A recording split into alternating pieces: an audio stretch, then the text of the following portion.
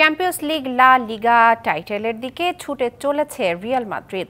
রাত ১টায় সোসিয়েদাদকে হারিয়ে দিলে বার্সার চেয়ে ১৪ পয়েন্টে এগিয়ে যাবে টপার রিয়াল।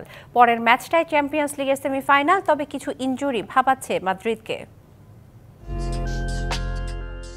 একদিকে চ্যাম্পিয়ন্স লিগের সেমিফাইনাল, আর একদিকে প্রায় নিশ্চিত হওয়া লা লিগা টাইটেল। তবে দুই নৌকায় পা দিয়ে নয়, ফুটবল ইতিহাসের সেরা ক্লাব রিয়াল মাদ্রিদ আগাচ্ছে সমান তালে দাপট নিয়ে।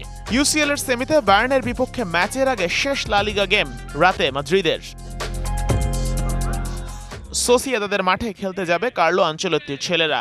এই ম্যাচটা জিতলেই টেবিলের 2-এ থাকা বার্সেলোনার চেয়ে ১৪ পয়েন্টে এগিয়ে যাবে ওরা। আর বায়ার্ন মিউনিখের বিপক্ষে ম্যাচের আগে তো আরেকটা জয় নিশ্চয়ই দলের কনফিডেন্স লেভেল আরও বুস্ট আপ করবে নিঃসন্দেহে।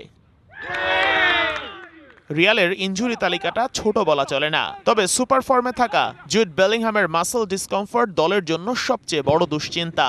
ডেভিড আলাভা আর মেন্ডিও ইনজুর্ড, তবে গোলকিপার থিবো কর্তুয়ার অভাবটা বুঝতেই দিচ্ছেন না Lunin.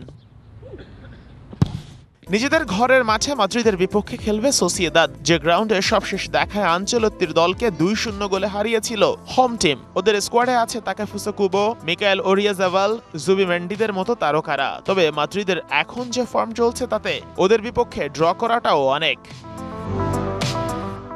Sheikh Ashik, DBC news desk.